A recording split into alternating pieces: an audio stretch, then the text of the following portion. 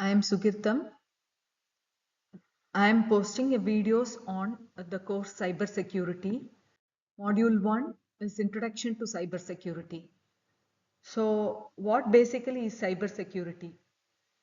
Cybersecurity means protecting information, equipment or devices, computer or computer resource, communication devices, and information stored therein from unauthorized access, disclosure, modification, or disruption on these content.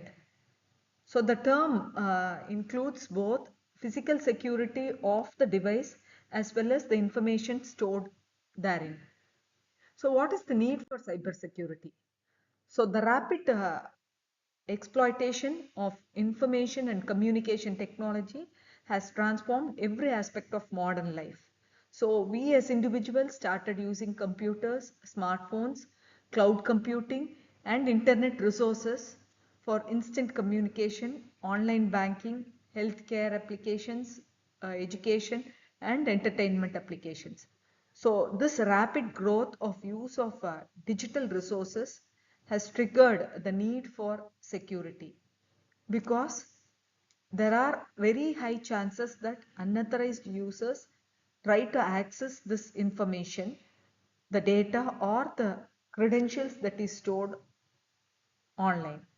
So this technological development has improved the efficiency and convenience of usage of resources, but at the same time, security risks such as cybercrime, identity theft, hacking, ransomware, cyber terrorism, phishing, and ransomware attacks are highly available nowadays. So there is a need for cybersecurity. So what basically is cybersecurity is the discipline concerned with protecting computer systems, networks and its applications and digital information from the access of unauthorized users. The unauthorized users may modify the content or destroy the information whatever is available. So the prime objective of cybersecurity is to safeguard the information which are of great asset. Then to ensure secured communication in the data exchange and to prevent cyber attacks, at the same time maintaining business continuity and safeguarding national critical infrastructure. So these are the prime objectives of cybersecurity. So before dwelling deep into what are all the components involved, let us know what basically a cyberspace will look like. So unlike the physical space what we come across, the cyberspace is a virtual environment created by interconnected computers, communication networks, software applications, cloud platforms, digital devices, and beyond everything, we will need internet services to carry out exchange of information. So where all this electronic communication and information exchange occurs. So there is no physical space or there is no defined geometric or geographical boundaries defined for a cyberspace. So it means that people across the globe can communicate in this cyberspace. So they can transact information, they can collaborate, they can access the secured information that is available online. So there are few hardware and software components involved in the cyberspace. When we talk on the components, basically the hardwares, we will talk on the computers, the IoT devices, the data centers which are connected, helps in storage of information, computer networks, internet, mobile networks, and other software applications. So, see, so all putting together, we will be able to interact on the cyberspace. So, apart from that, what basically is the web, what the internet does. The web allows instant global publication of information at a very low cost, and the information which would be normally be revealed before someone else could see, or like it can be easily accessible across the globe. Anyone who wants to access common content which is available on internet, that can be done.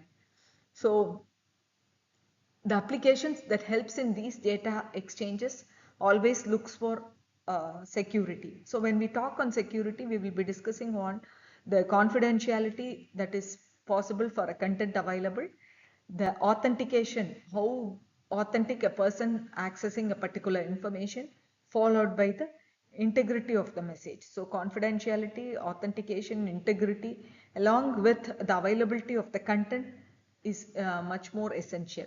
So in order to safeguard all these resources, we use firewalls and antivirus. So what are all the basic characteristics that your cyber security can offer, cyberspace can offer? It is beyond boundaries, though we don't have any geographic boundaries. So across the globe, anyone can access sitting anywhere across the globe. Highly interconnected and dynamic. Why we call it as interconnected is like we can speak to anyone across the globe. So that space is going to be open and dynamic. Anywhere you can sit and you can access at any time. Real-time communication is possible. All video calls, audio calls, everything can happen on real time, and it supports digital economy. Most of the transactions that we make are all on digital platforms. So this gives us a larger space for communication. So as I told you, the hardware and software components that are involved, the physical components including CPU, memory, hard disk, keyboard, monitor and network interface card falls under the hardware devices or hardware components. When we touch upon the software, it is all the programs that control the computer applications or operations. So this includes the operating system and application software, utility programs and database softwares that helps in carrying out these activities. So overview of computers and web technology. So web technology enables users to access information over internet, and that can be carried out only with the help of browsers. There are a lot number of browsers available, web browsers like Firefox, your Google Chrome. So with these browsers we can access web pages. So web pages contain lot number of information which basically available in the web server.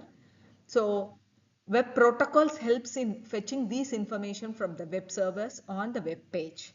So web protocol basically is hypertext transfer protocol, HTTPS, security based HTTPS protocol. FTP is file transfer protocol, SMTP, simple mail transfer protocol, DNS, domain name system. This helps in the conversion of the web addresses to IP addresses, and TCP bar IP is a transmission control protocol, an internet protocol which operates in the third layer of the OSI model, that is the network layer. So security concerns in web technology includes SQL injection, cross-site scripting, session hijacking, and cookie theft. These are very few examples posted. There are a lot many other security concern in web technology. So I am wrapping up this video with this content. We'll continue in the subsequent video. Thank you.